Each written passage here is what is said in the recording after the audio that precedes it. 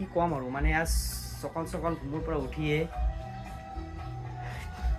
Recently আমি মানে কি ক'ম আৰু মানে আগততো জুবিনদাৰ গান শুনি আছিলোঁ, বহুত আগৰ পৰা শুনি আছোঁ আমি, কিন্তু ৰিচেণ্টলি এনেকুৱা হৈ গ'ল মানে জুবিনদাৰ গান বহুত বেছিকৈ শুনা ষ্টাৰ্ট কৰিলোঁ।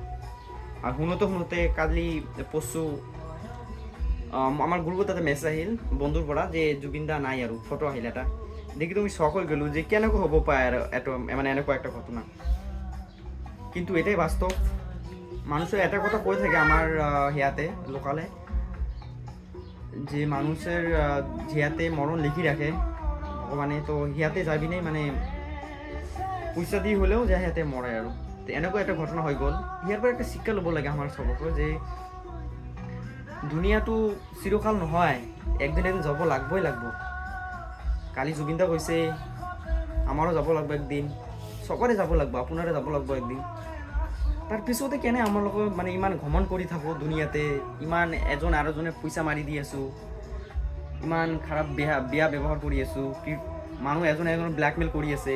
একবাৰ ভাব লাগে, ইমান একটা প্ৰিয় মানুহ আছিল, মানে কি ক'ম, মোৰ মুখত ভাষা নাই ইহৰ কাৰণে যে কিবা এটা কম আমি কি ক'ম আৰু মানে এনেকুৱা ভাষা নাই আমাৰ মুখত যে কিবা এটা কম।